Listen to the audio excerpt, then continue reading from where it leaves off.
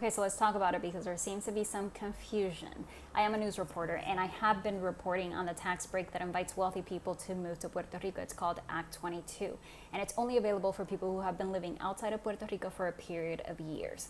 The focus of my reporting is not on the taxes themselves, though, how much money the Treasury in Puerto Rico receives or not. The focus of my reporting has been on displacement and gentrification. In Puerto Rico, we have been seeing that there are people who buy entire buildings and send letters to the tenants saying you have to leave in 30 days because we want to do something else with this building. Now that matters to me because we're talking about Puerto Ricans being pushed out of their communities and then having to find a new place to live in a market where everything is very expensive. So what does that have to do with the tax break? Well, through our reporting, we found that some of the people buying up those properties are beneficiaries of Act 22. They came here invited by the government with a very juicy tax break, and then they saw an opportunity for profit. And that sometimes ends up affecting the local population. I have been reporting on this for a long time, and if you hear me talk about big creators with a big following in regards to these tax breaks, it's because I want to provide context to what they're telling their audience. That's part of the reason my content is in English.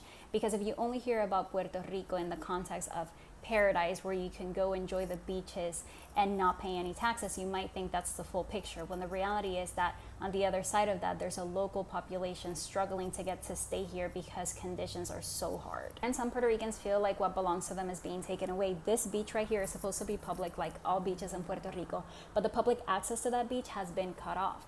That means that now it is only easily accessible to the people who pay millions of dollars for the homes on that property. I believe people want to know about those things. I am a journalist. It is my job to tell you about them.